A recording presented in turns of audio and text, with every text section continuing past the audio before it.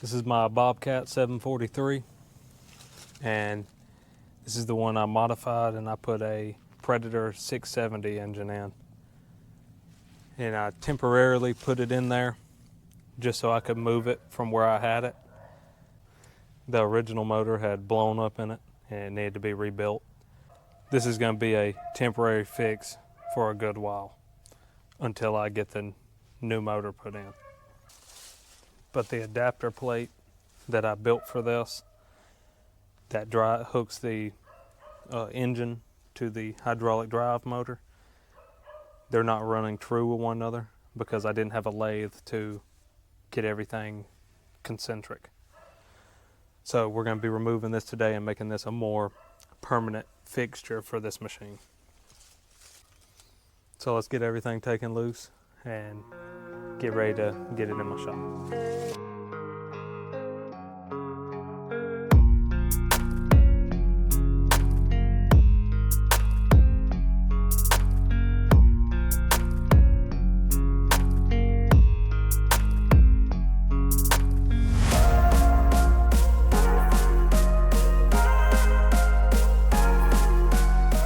Can't forget to unhook the battery terminals.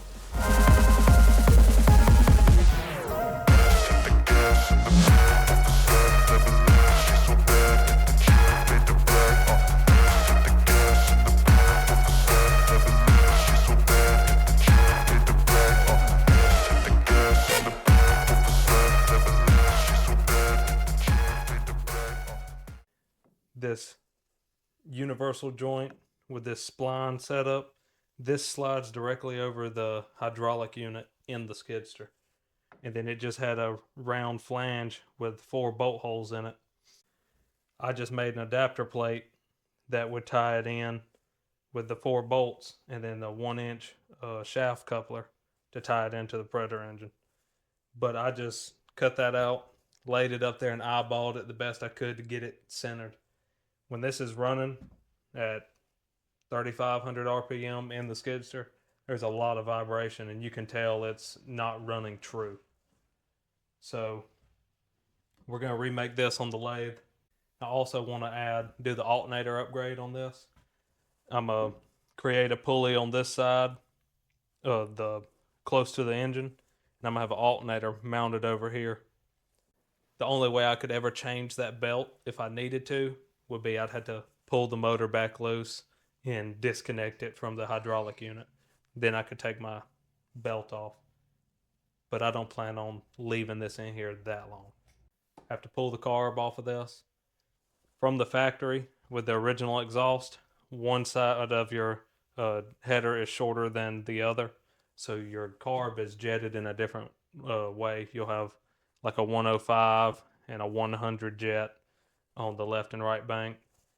I need to pull that out and make them both even. So let's get tearing this down and get ready to make all these parts.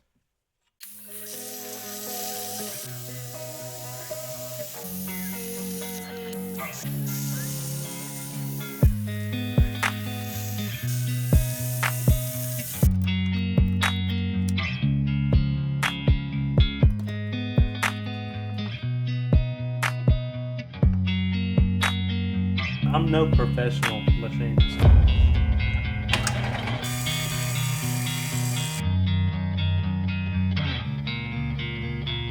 Open gauge, micrometer.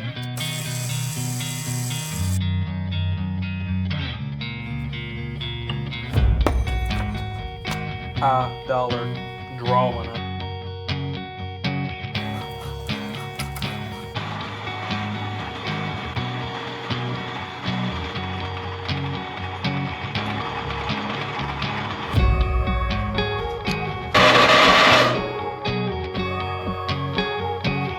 Say we have a little belt slippage. There's a time for everything, but this is not the time.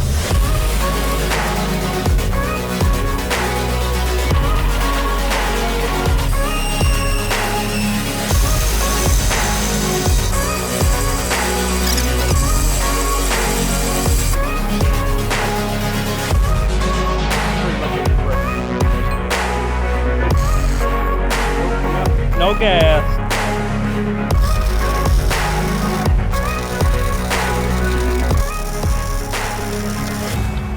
I think we'll wait.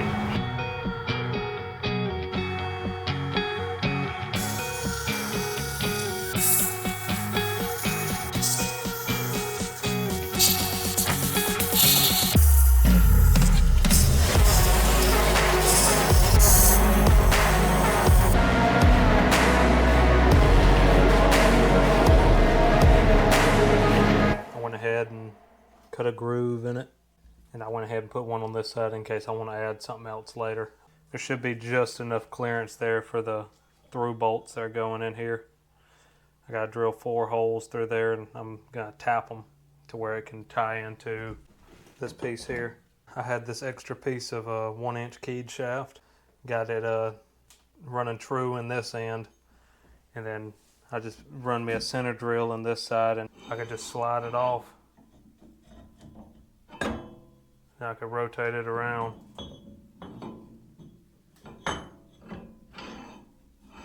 And then I could cut my other angle.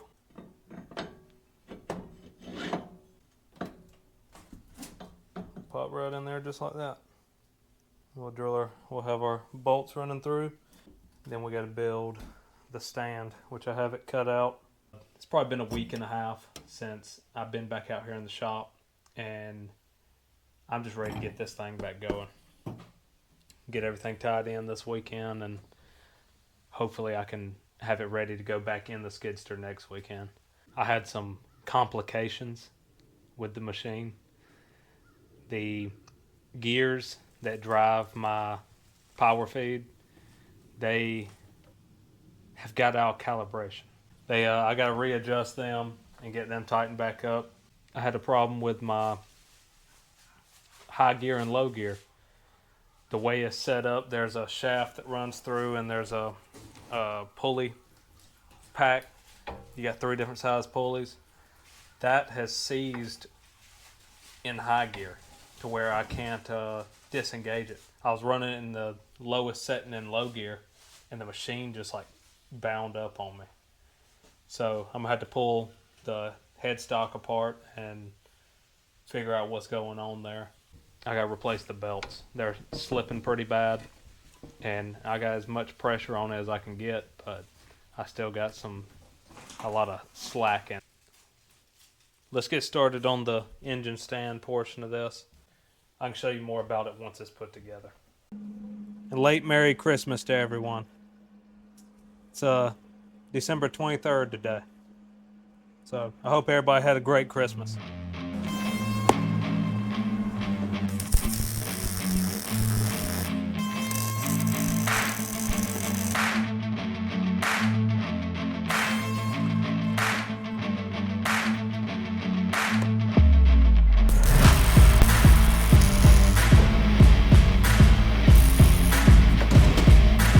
Whoa, Sally, take it easy.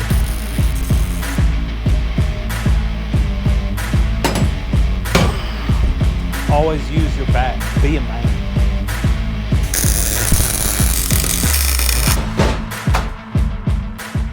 So this is what we're working with. And then I'm going to weld these little tabs here on the bottom.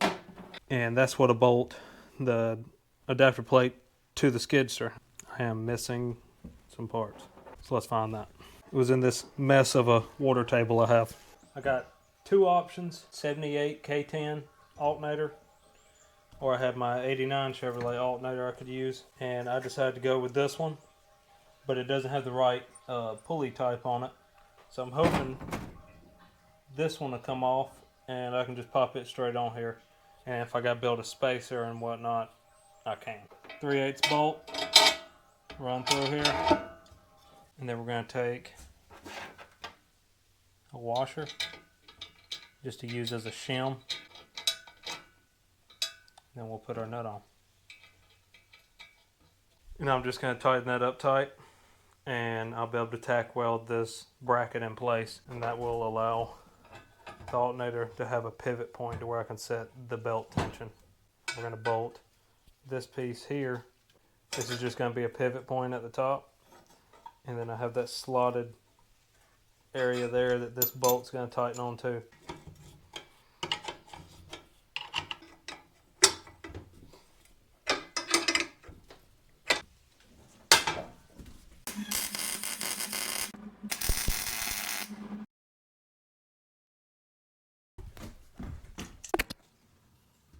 I had designed all this up in CAD. I just took a picture of it and I put a canvas. Pretty much it's just a picture that you put in the background that you can draw out and trace and do whatever you need to do. And I just put a picture of the engine sitting just like this. And all of this was pretty much just a guess. I mean, I didn't know if it was going to work until I actually got it put together and in front of me. But now I have all of this adjustment. I still have room between my oil filter for when I loosen this up. It needs to be shimmed out slightly.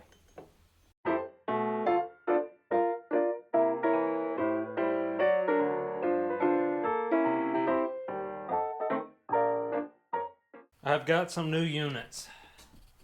I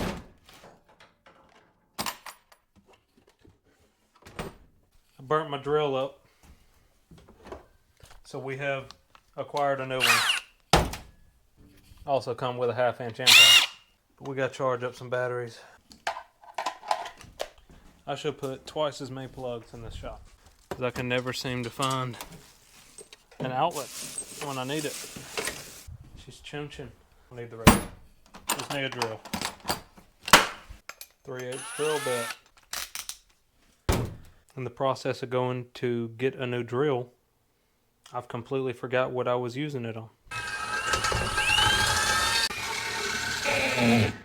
Oh, we got a hammer mode feature.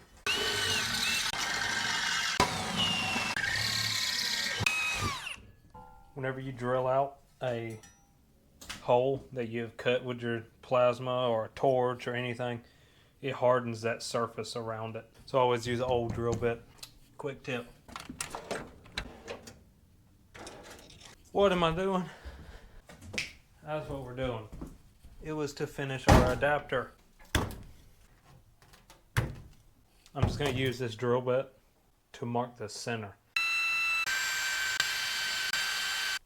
Now we'll consult the chart. 3/8 by 16, 5/16. I used to just take the tap I needed and I would tape the drill bit I needed together. So whenever I need to drill a hole or tap it, I had both of them together. Didn't have to go looking everywhere. I have a visitor. So we'll be back. We're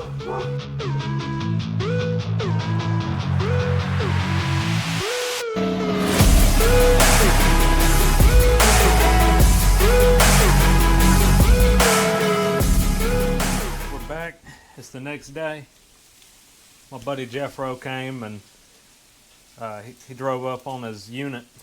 It's a Can-Am Maverick. It's got the turbo on it. It's like a 200 horsepower side by side. That thing is bad. But let's get started with this and see what I got to do here. I'm just going to take a little small drill bit and drill me a pilot through here. I really want this to be centered on these holes very well.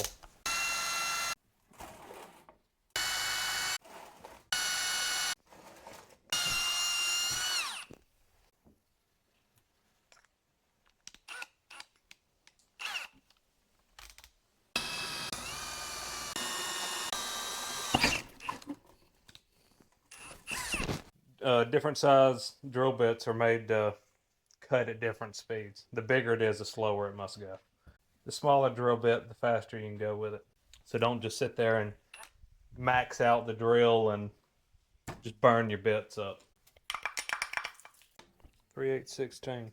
Now, I'm just going to chuck it up in the drill and it should be just fine. A little oil on your tap. Just try to hold this as straight as possible.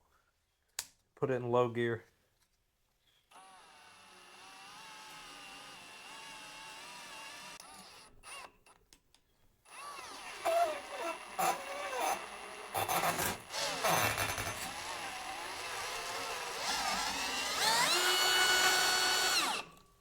slow and steady wins the race here. Beautiful. Just clean it up a little bit. I should have deburred it first, but it's going to work good for what I'm doing.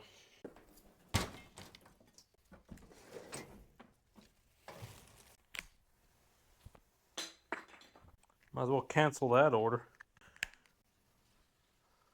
I'm just going to take the burrs off with a flap wheel.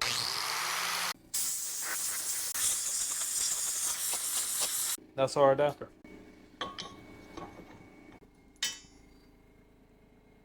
They're a little on the long side. It should be fine.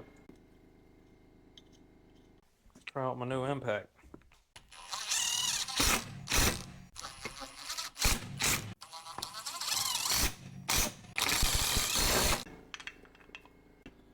That thing ought to work great.